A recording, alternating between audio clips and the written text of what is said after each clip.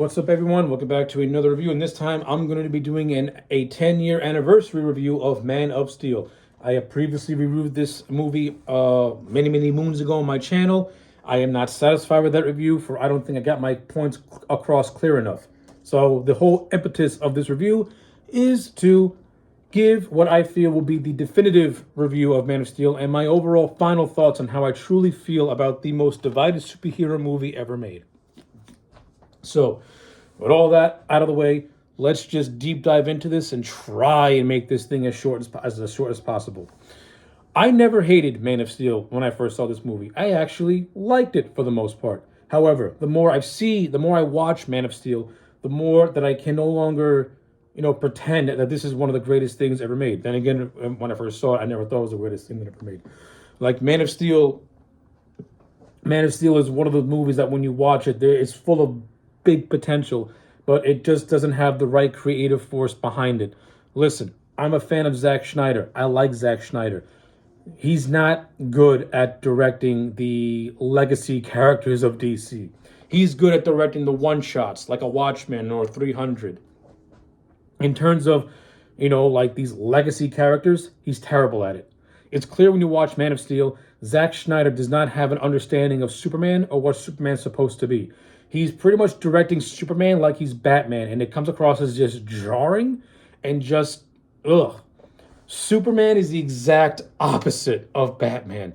Batman is the brooding pessimist. Superman is the hopeful optimist. This movie does not have that, and that's a shame. Now, can you do a pessimistic Superman where he gradually turns into the optimist? Absolutely. You can do that in one self-contained movie, which Man of Steel does not do, in my opinion. It does not do that, because Man of Steel was created with the intent of Warner Brothers and DC trying to play catch-up to Marvel, and that was their biggest mistake when establishing a shared universe. They tried to play catch-up because WB are a bunch of followers and they're not leaders. Instead of taking the time to shape their universe, they wanted to rush everything. And when you try to rush something, you're not going to get the results you desire. You're gonna alienate your fan base. You're gonna create movies that are gonna be very divisive. Your characters are not gonna feel fully formed nor fleshed out. And that to me is the big problem with Man of Steel, is that it has so much potential, and it does have some legitimate good things in it. Actually, it has a lot of good things in it, but those good things cannot hold up a lot of the flaws.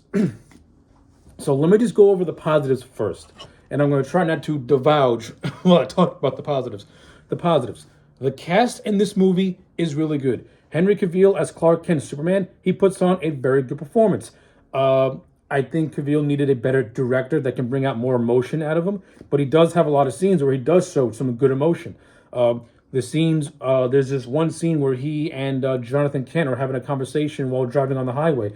That's a good scene. You're seeing Clark Kent's rebellious nature. The scenes of Clark and Lewis is actually really good. I actually feel Cavill and Amy Adams have very good on-screen chemistry with one another, and I buy the relationship. Going back to Jonathan Kent, I actually think that Cavill and Costner also have good on-screen chemistry with one another. I think they should have gotten more screen time. That's just me personally. But for the brief scene that Cavill and Costner act off one another, I like it. I think Diane Lane, who played Martha Kent, I thought she was really good in the role, just like Jonathan Kent. Diane Lane brings that Midwestern aura to her performance, and you can see the genuine love and care she has for Clark, and vice versa, Clark to her. They play off really well off one another. And of course, you have a great supporting cast that includes Lawrence Fishburne of Perry White, the editor of Daily Planet.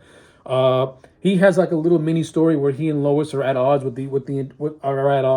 in terms of Lois producing the story of a man like Clark in the real world who has this immense otherworldly power to him, and Perry White's coming at it from the perspective of, can you imagine what would happen if people found out someone like this existed? How it would just change the very fabric of the world and what we know the world to be.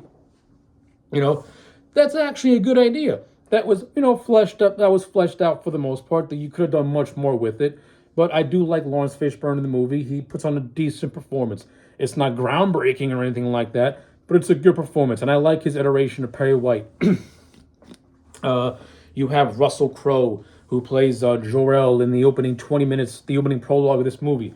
Russell Crowe, powerhouse of an actor, fantastic. I like him as Jor-El. I actually like the fact that his Jor-El got to do a fight scene, which I thought was pretty cool. You have Michael Shannon playing General Zod. Michael Shannon's General Zod is light years different from how Terrence Stamp played General Zod.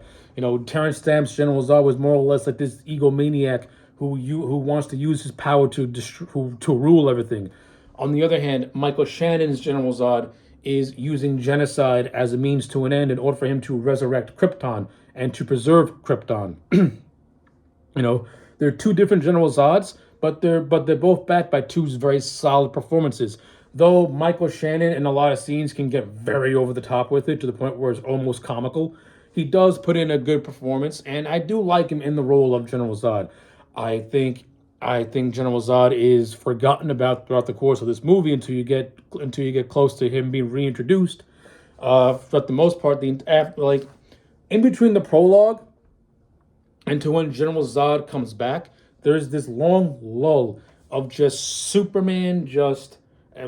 Clark Kent and Superman just wandering the earth, looking for this, looking for that, asking questions, though no follow-up questions. He's being told things, but he doesn't follow up on those things he's being told on. He's getting these brief history snippets, and yet he doesn't react to anything in the way he should be reacting to. I'm digressing a little bit. I'm going to get back to some of those points later. But overall, despite General Zod, to me, being forgotten about throughout a good chunk of the movie, he does come back at the end of the second act, building up to the third act, where he becomes pretty much the antagonist of Clark's antagonist, as he wants to terraform the Earth into Krypton. Basically, like I said, General Zod is willing to use genocide, not because he wants to destroy, but because he wants to recreate what was taken from him. He wants to recreate his home, in a sense. His motivations, you can understand it. The way it's executed, sloppy in a lot of areas. Though, again, good performance all throughout.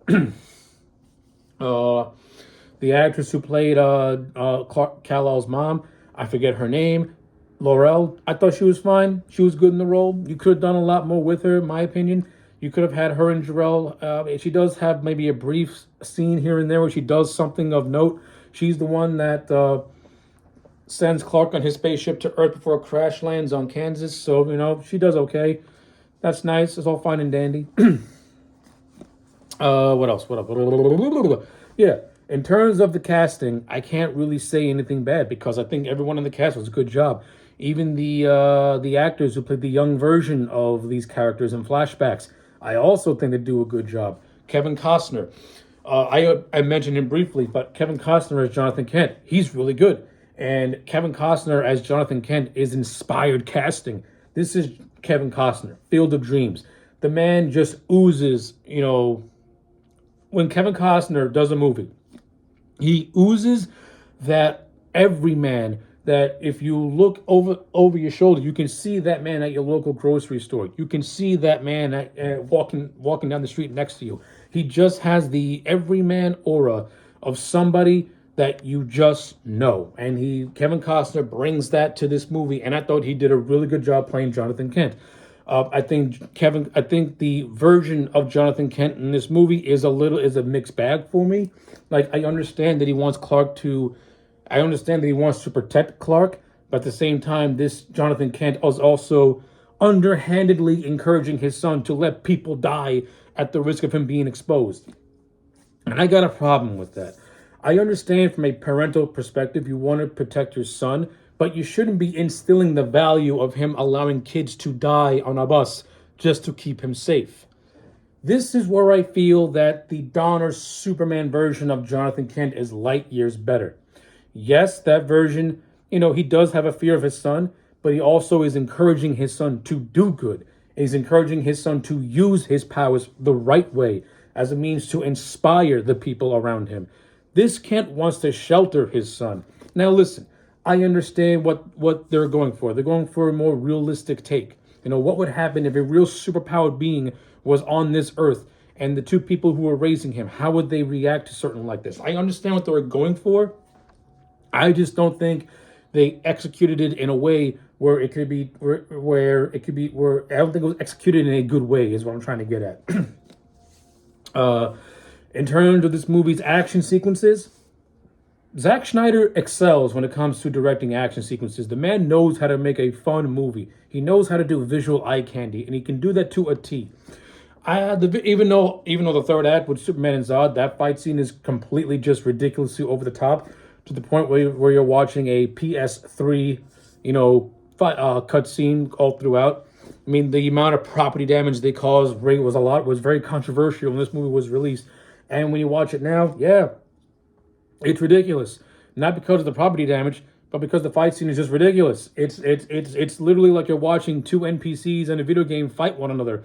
I never got the sense of watching real people fight. I'm watching two CGI characters fight, and it just looks completely ridiculous. I mean, listen, say how hokey it is all you want. At least with Superman 2, I'm talking the Donner cut, at least I'm seeing Christopher Reeves and Terrence Stamp, those versions of Superman and Zod actually punch each other and fight. At least I'm seeing two people fight. In this movie, I'm seeing what is the equivalent of video game characters fight. It looks ridiculous. I'm sorry. It looks completely ridiculous. You could have done two real actors fighting against a green screen and it would have looked fine. Instead, you give me a big CGI battle with characters and it looks like I'm watching a video game and it just looks so out of place when compared to the rest of the movie. The action sequences when Superman is trying to destroy the world engine that's terraforming Earth into Krypton. I like it. Again, over the top, but it's fun to see. Superman fighting these octopus-like tentacles as he's trying to destroy the world engine from underneath, so that way it can the motherboard can be ripped apart or whatever. I like all that stuff. The idea of Superman working with the military, it's actually relatively well done. You have Christopher Maloney is in this movie, plays Colonel Hardy. He has a little bit of an antagonistic relationship with Lois and Clark, with Lois and Clark a little bit, but he grows to accept them as allies. You have General Sandwick, who, if you're familiar with the Snyder Cut, we all know who General Sandwick now is. I don't buy the fact that Zack Snyder ever had that as a plan. I think he saw that as a fan theory. He took it and then he just retconned it into the movie because he's not smart enough to have a thought-out idea like that. But you have General Sandwick, played by Harry Lennox. Harry Lennox, very talented actor. I like him as General Sandwick. He's actually a military general that, yeah, he's hesitant to work with Superman because he can't trust him because he's not of this world. But he grows to have an alliance with him and agrees to certain plans that Superman does. So I give Sandwick credit. He actually comes across as a likable military figure in a way. You have Richard Schiff, who plays a scientist called Emil Hamilton. I like Richard Schiff. He's a talented character actor. He's in a lot of movies like Jurassic Park. Had a brief little role in Seven. Seeing him play a scientist in this movie, nice. I think Zack Snyder missed the ball by making Richard Schiff's character feel more human instead of just an exposition dump. But I fault Zack Snyder for that because Richard Schiff actually had a pretty cool idea that if it would have been used, it would have been a nice little character moment, and actually would have made a certain scene look pretty cool. So there's a scene towards the end of the movie where Colonel Hardy and Lois and Emil have to take this, use this missile in order to destroy one of the world engines in order to create a phantom zone. They have to use this little hard drive thing. And there's supposed to be a scene of Emil Hamilton just marveling over the Kryptonian technology and all its just advancedness. And he was going to give out a very, very wow, a simple wow, like a human reaction. When you see something that's not of this world and you're just marveled by the technology of it, we naturally as humans will look at something that's unique and be like, whoa. Zack Snyder was against that. He was against a little thing of someone saying, wow, to give his character a human emotion, to make his character seem like what he's viewing is just not of this world and too advanced for him to comprehend. Zack Snyder went against that because Zack Snyder doesn't understand human understanding. Again, I don't want to knock Zack Snyder because I do like him, but I'm not going to prop a director on a pedestal when I know that what they're doing is just not good. For me, it's not good. For someone else, hey, awesome. For me, no. I expect better from movies, and I expect better from a movie called Man of Steel. All right. So I talked about the characters. I talked about the action sequences. Let's talk about the overall story. The overall story of Man of Steel, where it falls apart, is where it falls apart for the worst.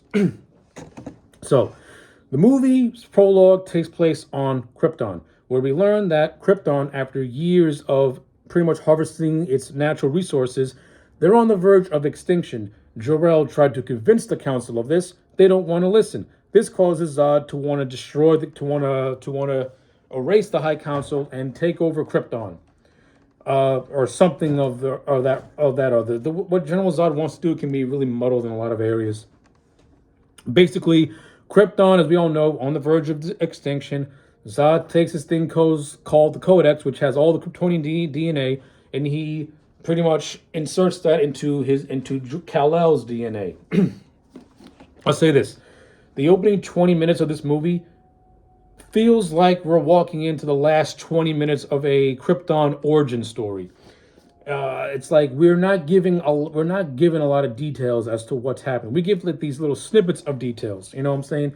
And that's what this movie does all throughout. It gives snippets of details with no grand follow-ups. We're just given like the bare bones minimum, but we're not given the story of why these things had to happen. Okay. We're not being told why the Kryptonians decided to harvest their natural resources instead of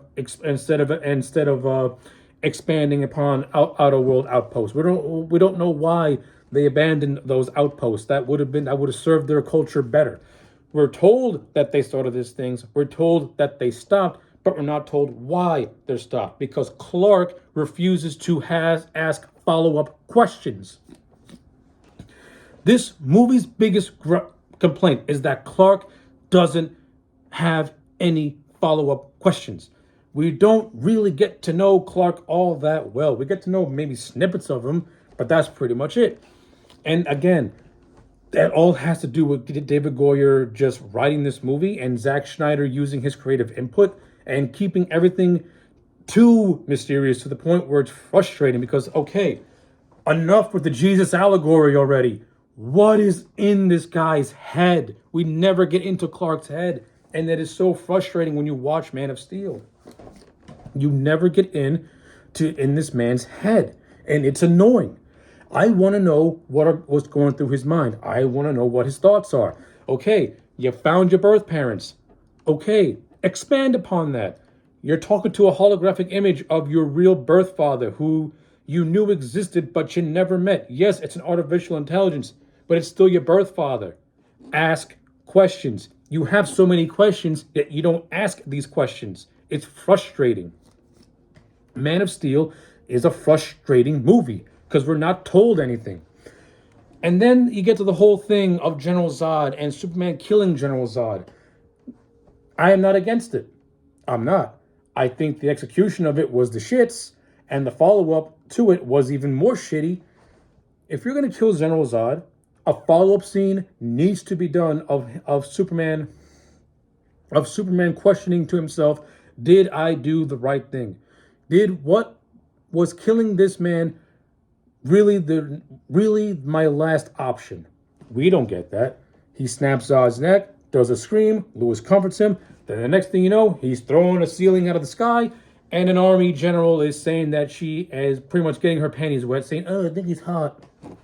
Really? That's the follow-up? A yelp and a hug? Yeah. I feel so bad for you, Clark. You yelled and you hugged Lewis, and you got over it just like that. Bullshit. Bullshit. That is stupid. Whoever thinks that's actually good character work, you're stupid too. Oh, but it's subtle. It's subtle. He snapped a man's neck. Not only that, he snaps the neck of somebody who is also part of a race of people that's near extinct. He is truly alone in this world. How do you feel about this? I don't know. I'm just gonna scream, hug Lewis, destroy more shit, and then work at the Daily Planet because I'm Superman. Literally, I swear to God, it's almost as if the movie was trying to sweep it under the rug. Like, okay, we killed Zod. Let's make people forget about it. Let's have Superman have some light banter with Harry Lennox's character. Let's have him have a nice little conversation with his mom, where he talks about wanting to be a reporter, have him smile, put on the glasses, and then end the movie. I mean, you just had Superman kill You just have Superman kill, and you sweep it under the rug by him having forced awkward laughter at the end. So bad, poorly done. If you're going to do that, why would you have him snap his neck? And I know Christopher Nolan fought really, really hard to try and get that removed, and he couldn't do it. He should have tried harder because there's no good payoff. And again, I don't give a shit if it's in a sequel. I don't give a fuck about a sequel. I want that to be expanded upon in its first movie. I know this review felt more like a rant and a rave, and just me letting out a lot of frustrations when it comes to Man of Steel, because when you watch this movie, the potential is there. It really is. You have a great cast. You have Zack Snyder, who, yes, he sucks at directing characters, but he's fantastic at directing action sequences.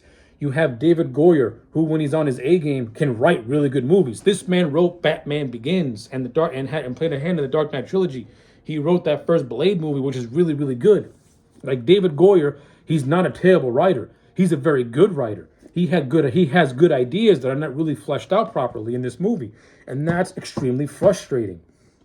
What's even more frustrating is that we don't get a chance to really get into Clark's head, really know how he is as a human being. We don't get this. We don't know how the information being told to him. We don't know how it really affects him because he just plays it off as it being nothing, and it's annoying. It's really annoying that a talented cast is handcuffed by a script that's not fully fleshed out, by a director who refuses to flesh out the characters and is more focused on action sequences that are completely over the top, and to the point where it's like you can't help but laugh at it as to how over the top it is.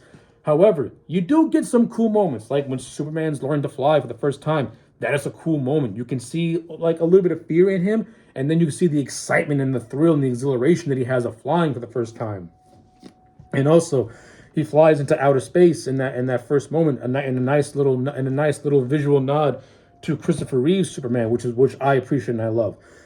Russell Crowe as Jor-El, he is really good in this movie. He and Henry Cavill in the scenes they do have good chemistry, but they don't have no expansion of what Jor-El's being told, of what Jor-El's telling Cal, which is frustrating. You know, we get to see Krypton as a living, breathing planet with animal life and vegetation, but we get no expansion as to why the Kryptonians chose to harvest their Earth's core and abandon outposts. We know General Zod's motivations for wanting to terraform Earth into Krypton, and the whole thing of Kryptonians being genetically given artificial thoughts instead of having natural birth. The whole idea of this version of Superman that he is Krypton's first natural birth. That's cool. They don't really do a whole lot with that, to be honest with you, which is a shame. You could have done more about that. You know, he was born of free will. How does that free will conflict with General Zod, who was not born of free will? He was born with the purpose to be in an army. While Cal, on the other hand, he's born with a purpose to make a choice. The movie sets that up, but doesn't really do a good job at expanding upon it. However, you do get a cool scene of General Zod and Superman have this conversation on this desolate farm, and a bunch of skulls are dragging Clark underneath it. I actually like that scene. That's pretty cool. And Zod, for the most part, tries to explain his motivations of what he wants to do. Again, it's very clunky, but it's something, I guess. So yeah, with all that being said, after everything I've just went through, I still don't hate Man of Steel, but I still don't love Man of Steel. I am in the middle when it comes to Man of Steel because I know this movie can be better. It's just, it just falls under its own weight. It has these things that could have been beautifully awesome, but it just feels stagnant. You have things that are like contrived when they could have been better fleshed out. You have a director in Zack Snyder, as I can't stress this enough. He's good visually, but terrible at doing character work because you can tell he does not feel comfortable with character work. He's an action director who needs. He's an action director, and that's it. He's not good at doing anything else but action sequences. When it comes to character work, he just zooms through those scenes so fast you have no time to process these things. And even though I criticized some of the CGI, especially the fight scenes, a lot of the CGI in this movie does look good. A lot of the green screen does look good. You know, the cinematography, the whole washed out color palette, everything looks just so gray, just so lifeless and just blah. It's ugly to look at. There's a lot of shaky cam, which I'm not a fan of. But there are moments where the cinematography is really good. Like when Clark's learned to fly. That's where the shaky cam gimmick actually works, because we're getting that sense of Clark trying to like control himself. I like that stuff. Or like when the school bus, crashes off the bridge into the lake. That's where the shaky cam works. Like, there are moments where the shaky cam works, and there are moments where the shaky cam is just, okay, what are you doing? There are also moments where Zack Snyder has a tendency to zoom in on characters' faces instead of getting these big establishing shots, really giving us a sense of the world that we're seeing. Everything looks so confined and so close up, it just feels uncomfortable. It's like you're watching a TV sitcom instead of an actual movie. This is where Zack Snyder, as a visual artist, can be both hit and miss. But again, overall package, Man of Steel, to me, will get the definitive 6 out of 10. This is not the greatest superhero movie ever made. This is not the best Superman movie ever made. Henry Cavill will go down as a Superman of wasted potential. A good actor, but he's cast in a movie where the creative team didn't fully flesh out their ideas. So yes, Man of Steel, for me, gets a 6 out of 10. Let me know your thoughts in the comment sections down below. Like the video and subscribe, and I'll check you back next time for more.